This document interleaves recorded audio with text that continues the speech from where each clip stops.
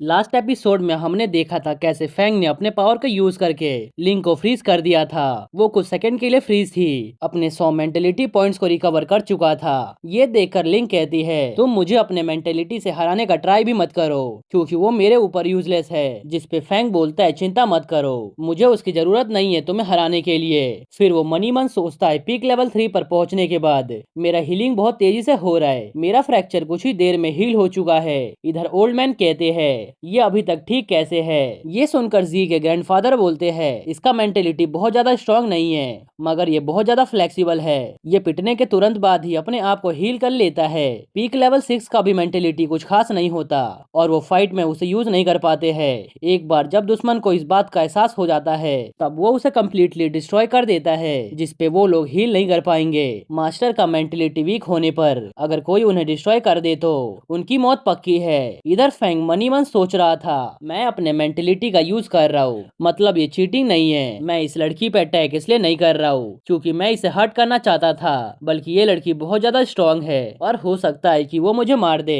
इधर लिंग उसे मारते हुए पूछती है ओए डरपोक तू वहाँ पर क्या कर रहा है, तू क्या वही फैंग है जिसे लड़कियों को मारना पसंद है, आखिर तू मुझे हिट क्यों नहीं कर रहा। तब फैंग कहता है कि मुझे पता नहीं था तुम इतनी बचकानी हो, क्या तुम एक वुमन भी हो। ये सुनकर लिंग को बहुत ज्यादा गुस्सा आता है और वो फैंग को जान से मारने के लिए बढ़ती है। ये देखकर फैंग उसके अटैक को डॉज कर रहा था और उसे डॉज करने में काफी दिक्कत हो रही थी। इधर प्रेसिडेंट कहते हैं वो लोग अभी सीरियसली हर्ट नहीं है मगर उनका वाइटलिटी स्ट्रेंथ मेंटलिटी धीरे धीरे कम हो रहा है। लिंग फैंग के ऊपर ज्यादा देर तक ऐसा ही अटैक नहीं कर पाएगी। इधर लिंग उसके ऊपर हमला करने को तैयार थी और उसके अंदर से काफी खतरनाक ऑरा निकल रहा था। ये देखकर फैंग शॉक्ड होते हुए सोचता है ये डेथली ऑरा तो बिल्कुल किन की तरह है जब वो कैटाकॉम्ब में उन लोगों को जान से मार रहा था। उसके बाद वो उसके ऊपर 7 कंसेक्यूटिव अटैक कर देता है। ये देखकर फू हैरान था। इधर फैंग दूर हटते हुए कहता है मैंने अभी तक ढंग से अटैक नहीं किया है इसलिए मुझे अभी मत मारना। तभी लिंग उसके ऊपर 7 ब्लड ब्लेड से हमला कर देती है। तब फैंग उसे डॉज करते हुए दूर भागता है। ये देखकर वो कहती है तुम एक लड़की से जान बचाकर भाग रहे हो, याद रखो आज तुम इस पैराडाइज सिटी से बाहर नहीं जा पाओगे। फैंग अपनी जान बचाकर भागे जा रहा था तभी उसे ओल्ड मैन की आवाज सुनाई देती है और वो कहते हैं तुम मुझे एम्बेरस करना बंद करो, मैंने बताया था ना बॉडी सोल और बॉडी के पार्ट्स वो सब एक ही होते हैं और जो तुम्हारा मेंटेलिटी है वो बहुत कमजोर है, लेकिन मैंने कहा था कि जो तुम्हारा मेंटेलिटी है उसे डस्ट कलेक्ट करने भेज नहीं सकते और जो तुम्हारा सोल है वो बॉडी का पार्ट है तो तुम उसके बिना फाइट कैसे कर सकते हो, तुम अपने मेंटेलिटी का यूज करने से कैसे डर सकते हो।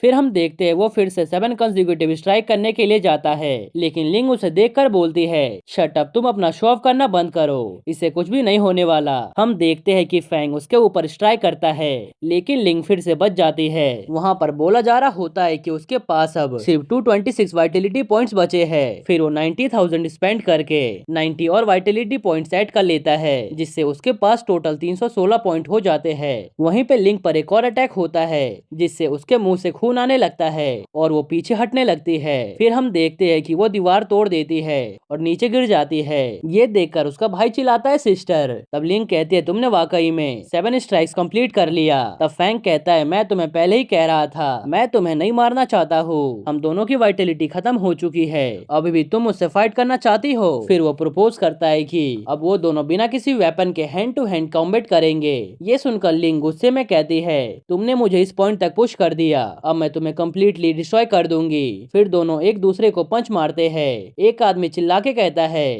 तभी एक आदमी चिल्लाते हुए कहता है कि लिंग ने चीटिंग किया, लेकिन कोई और कहता है नहीं ये एक फेयर फाइट है। फिर एक और सीन आता है जिसमें बोला जाता है कि फैंग का करंट स्टेटस ये है कि उसके सभी बोन्स और मैरो मजबूत हो चुके हैं, सिर्फ उसके स्कल को छोड़ के। उसका मेंटेलिटी भी एक हाई लेवल पे पहुंच चुका है। फू के ग्रैंडफादर कहते हैं वो लेवल 6 पे जा सकता है और वो अगर प्रोग्रेस करे तो लेवल 8 भी पहुंच सकता है। फिर एक और फाइट सीन होता है जिसमें फैंग लिंग के ऊपर जोर का पंच मार देता है जिससे वो पीछे गिर जाती है। फिर फैंग कहता है कि मैं तुम्हारी रिस्पेक्ट करता हूँ लेकिन अगर तुम्हें मुझे मारना है तो यहाँ और अभी मार दो वरना मैं तुम्हें जान से मार दूंगा। ये सुनकर लिंग कहती है ये फाइट तो हमारे मौत तक चलेगी। जिसपे फैंग कहता है अगर मैंने तुम्हारे सिर पे हिट किया होता तो तुम कब का मर चुकी होती, तुम्हारे बॉडी पार्ट्स को पकड़ना मुश्किल था इसलिए मैंने सिर्फ चेस्ट पे मारा। फिर प्रेसिडेंट अनाउंस करते हैं कि फैंग ने 7 स्ट्राइक कंप्लीट कर ली है और लिंग के इंटरनल ऑर्गन सीरियसली इंजर्ड हो चुके हैं। लिंग का स्टेमिना फैंग जितना नहीं है इसीलिए वो ज्यादा देर तक फाइट नहीं कर सकती।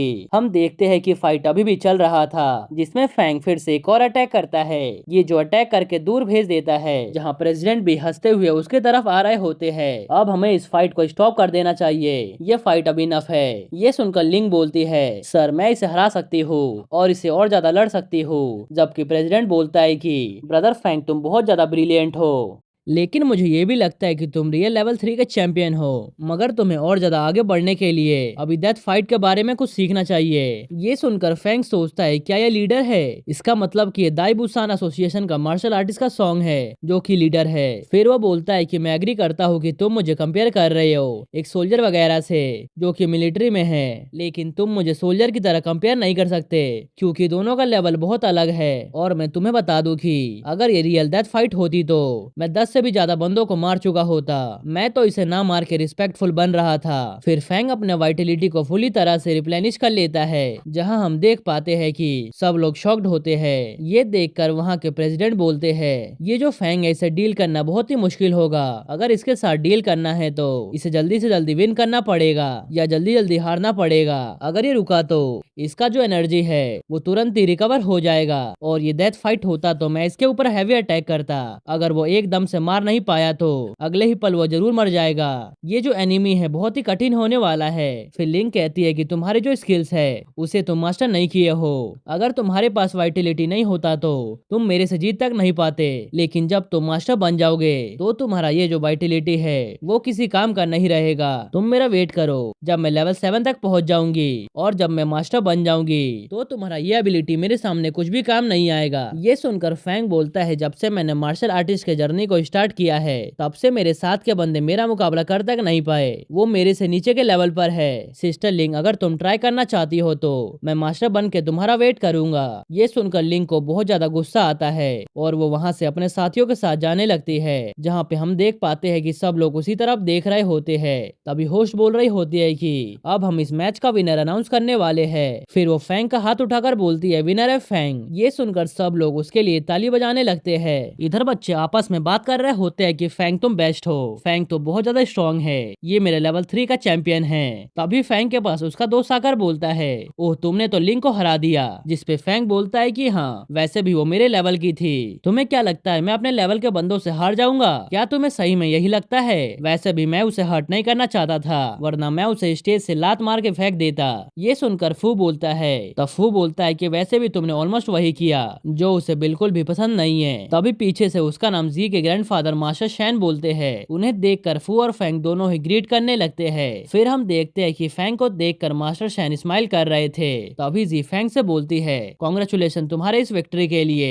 जिसपे फैंग बोलता है थैंक यू, लेकिन ये तो कुछ भी नहीं था। फिर वो पूछती है क्या तुम अभी भी फाइट करना चाहते हो? जिसपे वो कहता है हाँ, क्योंकि मैंने अभी तक मिलिट्री से फाइट नहीं किया और ना ही मेरे स्किल्स अभी कुछ खास इंप्रूव हुए हैं। मैं बिना फाइट किए कॉम्बैट टेक्निक को कैसे सीख सकता हूँ। तभी वहाँ पर ओल्ड मैन आ जाते हैं और वो अपने एक हाथ से फैंग को पपी की तरह उठा लेते हैं और उसे कहते हैं कि तुम्हारा जो बोन्स है वो तो सच में मजबूत हो चुके हैं, तुम थोड़े से हैवी हो चुके हो। ये देखकर फैंग हंसते हुए कहता है सर यहाँ पर हम पब्लिक एरिया में हैं, तो आप ऐसा मेरे साथ कैसे कर सकते हो? सब लोग देख रहे हैं, प्लीज मुझे नीचे उतारिए। तभी उसकी ये वीडियो वो बंदा बना लेता है। ये देखकर फैंग उसके ऊपर गुस्सा करते हुए कहता है तुमने ये सभी रूमर्स फैलाया है ना। ये सुनते ही जी के ग्रैंडफादर उसके पास अचानक से पहुंच जाते हैं और उस बंदे को जमीन के अंदर एक ही हाथ में गाड़ देते हैं और कहते हैं मेरे प्यारे दोस्त क्या तुम मीडिया के लिए काम करते हो और तुम ही इन सभी फेक न्यूज के पीछे हो? एक बात ध्यान रखो, तुम यहाँ से जिंदा जाने वाले आखिरी इंसान होगे। ये देखकर फैंग हंसते हुए कहता है ये हुई ना बात, अब तुम्हें पता चलेगा तुमने मेरी वीडियो बना के कितनी बड़ी गलती की है। फिर ओल्ड मैन उसे वहाँ से ले जाने लगते हैं, जिसपे फैंग कहता है कि नहीं मुझे अभी मिलिट्री से फाइट करना है, मगर ओल्ड मैन उसे वहाँ से खींच कर ले जाने लगते हैं। ये देखकर जी के ग्रैंडफादर कहते हैं तुम्हें तुम्हारे बॉडी के बारे में अच्छे से पता होना चाहिए, इसके लिए तुम्हें अपने बॉडी का एग्जामिन करवा लेना चाहिए, तुम्हें इसे डरना नहीं चाहिए। तब ओल्ड मैन कहते हैं कि साइंटिस्ट ही तुम्हें अच्छे से एग्जामिन करेंगे, क्योंकि जब हम सब मारे जाएंगे तब तुम्हारे जैसा कोई यंग इंसान तो चाहिए ना। तब वो कहते हैं कि तुम्हें इतना रूड बनने की जरूरत नहीं है, अगर यहाँ पर मास्टर शैन नहीं होते तो मैं तुम्हें अच्छे से बताता। तभी मास्टर शैन उन्हें भी जमीन के अंदर गाड़ देते हैं। तभी मास्टर शैन उन्हें भी जमीन के अंदर गाड़ देते हैं। ये देखकर वो फैंग से कहते हैं, फैंग तुम्हें लेवल अप करके मेरा बदला लेना है इस इंसान से। ये देखकर फैंग और फो कुछ भी नहीं बोल पाते क्योंकि उन्हें पता था अगर वो कुछ बोलेंगे तो उनका भी यही अंजाम होगा। तब मास्टर शैन कहते हैं तुम इतने सालों में हल्का सा भी नहीं बदले हो।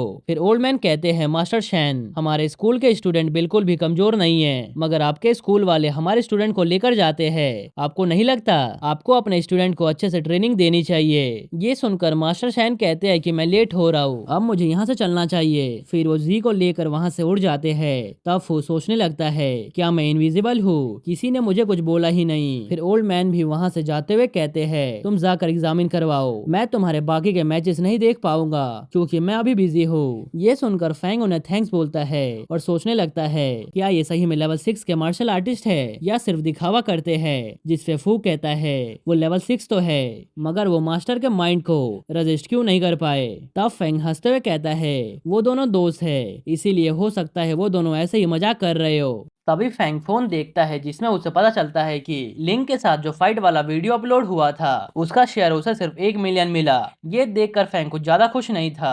फिर वो उस बंदे को कॉल करने लगता है मगर वो कॉल रिसीव ही नहीं करता। फिर वो कस्टमर सर्विस में कॉल करके पता लगाता है जहां उसे पता चलता है कि मिस्टर ल्यून ने उस वीडियो को 6 मिलियन में खरीद लिया है और उस वीडियो पर 21 मिलियन बना था। ल्यून वही बंदा है जो कि वीडियो अपलोड करता है अपने चैनल पर। ये सुनकर फैंग शॉक्ड होते हुए सोचता है 21 मिलियन बना था और मुझे सिर्फ 7.5 मिलियन मिला, मैंने तो 20:80 का डिसाइड किया था। अच्छा तो उसे अब मेरे पैसे चाहिए, उसे शायद अपने लेवल को बढ़ाने के लिए पैसे चाहिए। अगर वो मेरी नजरों से दूर रहेगा तो उसमें ही उसकी भलाई है। इधर हम वीडियो बनाने वाले मोटे बंदे को देखते हैं जैसा फैंग ने सोचा था वैसा ही वो पिल्स खरीदने के लिए पहुंच गया था ताकि वो अपना लेवल बढ़ा सके। फिर वो सोचता है मैंने फालतू में ही उसे 1 मिलियन दे दिया, वो भी मुझे अपने पास रख लेना चाहिए। अब हम ग्रैंड मास्टर को देखते हैं जहाँ वो कहते हैं जहाँ माइंड और बॉडी एक बन जाती है तो मास्टर बनने का पाथ अपने आप ही खुल जाता है, तुम अभी सही रास्ते पे चल रहे हो। ये सुनकर फैंग शॉक्ड होते हुए पूछता है मास्टर क्या मैं लेवल 3 होकर भी मास्टर बन सकता हूँ। तब वो बताते हैं चैंपियन बनने का मकसद होता है तुम्हारी बॉडी के ऊपर तुम्हारा माइंड का कंट्रोल होना,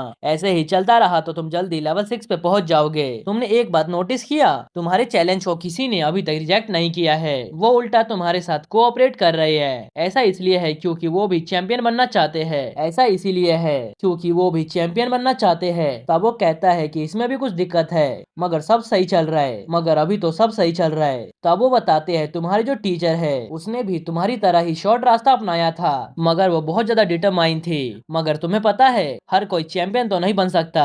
ये सुनकर फैंग पूछता है मैं चैंपियन बनता हूँ तो कोई और भी कैसे बन सकता है। जिसपे वो कहते हैं हाँ वो अपने आप को चैंपियन कह सकते हैं क्योंकि वो सब तुम्हारे से अभी तक हारे नहीं है, वो मेहनत करेंगे और आगे बढ़ेंगे। ये सुनकर फैंग पूछता है अगर सरीना अपने ट्रॉमा से बाहर आ गई और अपने एम के लिए डिटरमाइंड रही तो क्या उनके लिए कुछ होप है। जिसपे ग्रैंड मास्टर बताते हैं उनका तो चांस बहुत ही ज्यादा है। और तुम्हें पता है जब मास्टर बाई घायल हुई थी तब उनकी जगह एक न्यू टीचर ने लिया था और इसके पीछे प्रिंसिपल का हाथ है। ये सुनकर फैंग को कुछ भी समझ नहीं आता।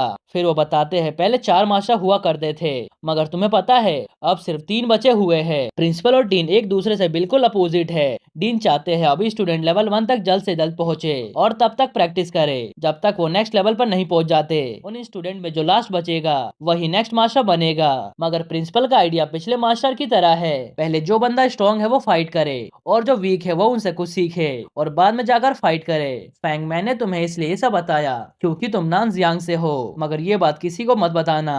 अगर तुम यहाँ पर सरवाइव करना चाहते हो तो तुम जल्द ही लेवल 4 पहुँचने वाले हो, तुम्हारी मास्टर को तुम्हारे से बहुत ज्यादा एक्सपेक्टेशन है। ये सुनकर फैंग पूछता है क्या आपके पास है कुछ देने के लिए। तब मास्टर कहते हैं कि मैं तुम्हें ना नहीं कह सकता हूँ, मैं चाहता हूँ तुम्हें यहाँ पर सब सुविधा मिले और तुम आगे जाकर एक अच्छा मार्शल आर्टिस्ट बनो और तुम अपने एसोसिएशन का अच्छे से ध्यान रखना।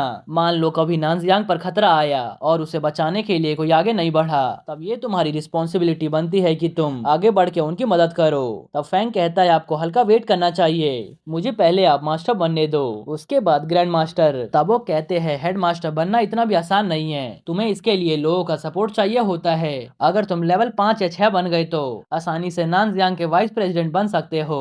ये सुनकर फैंग बोलता है मैं तो अभी फ्रेशमैन हूँ, अभी मैंने इतने आगे का नहीं सोचा है, मैं तो यहाँ पर आपसे अपने प्रैक्टिस ब्लड ब्लेड के बारे में पूछने आया था। फिर हेडमास्टर फैंग को हल्का और दूर हटने को कहते हैं और अचानक से उसका सिर पर हमला कर देते हैं। फैंग को एहसास नहीं होता कि वो अपने चेयर से यहाँ पर कब आए। हेडमास्टर बताते हैं कि इसे इंटरवाइंड माइंड कहा जाता है। तुम्हें कैसा फील हुआ? फैंग के पूरे फेस पर पसीना ही पसीना था। वो कहता है मुझे ऐसा फील हुआ जैसे मैं किसी जगह पर फंस गया हूँ और वहां पर एस्केप करने का रास्ता ही नहीं है। और इसी के साथ ये एपिसोड यहीं पर खत्म होता है। अगर आपको ये एपिसोड थोड़ा सा भी पसंद आया हो तो प्लीज वीडियो को लाइक कर देना और अभी तक चैनल को सब्सक्राइब नहीं किया तो कर लेना। ओके, तो मिलते हैं नेक्स्ट एपिसोड में।